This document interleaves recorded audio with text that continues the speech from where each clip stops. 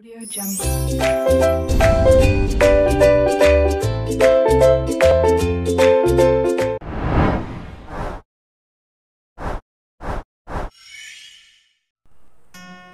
Assalamualaikum warahmatullahi wabarakatuh. Hello, my name is Sutera Seravanandari from the majoring Physics Education, Sultan Agricultural University. I'm here to share knowledge on technology, listen carefully and enjoy. Materi yang akan kita pelajari yaitu mengenai pengenalan vektor, penjumlahan vektor, dan resultan vektor. Mari kita lihat cuplikan video berikut ini. Let's go!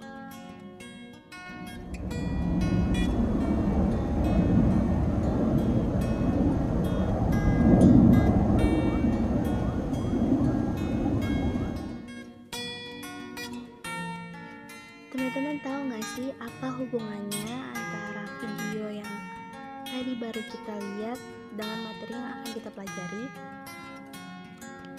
Jadi hubungan antara keduanya yaitu bahwa pesawat terbang ketika turun itu tidak langsung jatuh ke bawah, melainkan pesawat tersebut itu melalui arah vektor yang telah disesuaikan oleh komandonya. Dengan demikian, orang-orang yang berada di dalamnya itu tidak akan jatuh ataupun terombang-ambing. Itu gunanya vektor dalam kehidupan sehari-hari. Oke, kita lanjut ke materi. Pertama yaitu pengenalan vektor. Sebenarnya besaran itu dibagi menjadi dua berdasarkan arahnya. Nah, yang pertama itu ada besaran skalar. Besaran skalar itu tak punya arah. Jadi contohnya itu ada massa, panjang, waktu, dan kelajuan. Yang kedua yaitu besaran vektor, di mana besaran vektor ini memiliki nilai dan memiliki arah juga. Contohnya gaya, percepatan, kecepatan, dan momentum. Vektor ini diberi nama dengan huruf kecil bergaris atau menyebut titik pangkal dan ujungnya. Yang pertama, anak panah menunjukkan arah yang ditunjukkan vektor. Yang kedua, besar kecilnya vektor dilambangkan dengan besar kecilnya anak panah tersebut. Selanjutnya mengenai pengenalan vektor di bidang atau dari segi nilai arah vektornya. Pertama yaitu vektor positif pada koordinat kartesius arahnya ke atas terhadap suku y atau kanan terhadap suku x. Yang kedua, vektor negatif pada koordinat kartesius yang arahnya ke bawah terhadap y atau ke kiri terhadap x. Terakhir, yang ketiga yaitu vektor memiliki resultan yang merupakan hasil dari penjumlahan, pengurangan, ataupun pengkalian. Kita bisa lihat berdasarkan koordinat kartesius yang ada di gambar ini ya. Oke, sebelum kita lanjut ke perhitungan selanjutnya, kita perlu tahu dulu trigonometri itu gimana. Trigonometri ini sangat penting pada saat materi academic karena cukup banyak soal-soal yang menggunakan trigonometri untuk menyelesaikan persoalannya. Jadi kita memiliki segitiga satu, di mana segitiga bantu ini akan membantu kita menemukan sudut sinus, kosinus, dan tan. Pertama itu sudut sinus, bisa disebut sin, sama dengan depan per 5 sudut, bisa disebut sin dem. Depan per min. Sedangkan kosinus yaitu samping per min. Bisa kita hafalkan dengan cos samping dengan cos samping per min. Sedangkan yang terakhir yang dihafalkan itu tan sama dengan depan per samping. Tan ini itu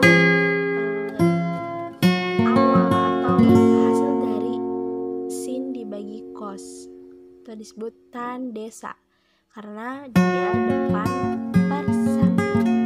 Nah, trigonometri ini juga memiliki sudut-sudut istimewa, di mana sudutnya itu ada 0 derajat, 30 derajat, 60 derajat, 60 derajat, dan 90 derajat.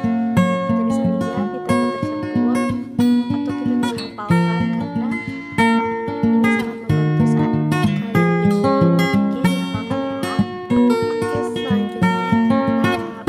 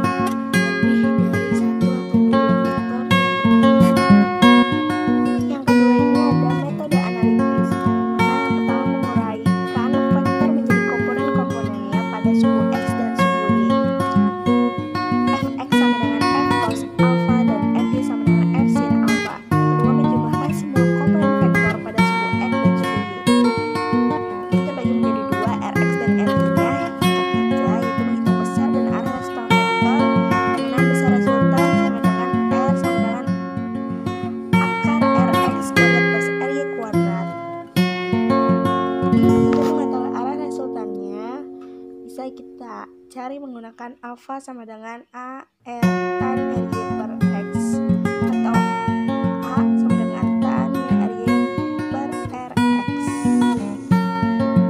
Selanjutnya mengenai resultan vektor, di mana penjumlahan dan pengurangan vektor itu digunakan untuk mencari resultan vektor itu sendiri.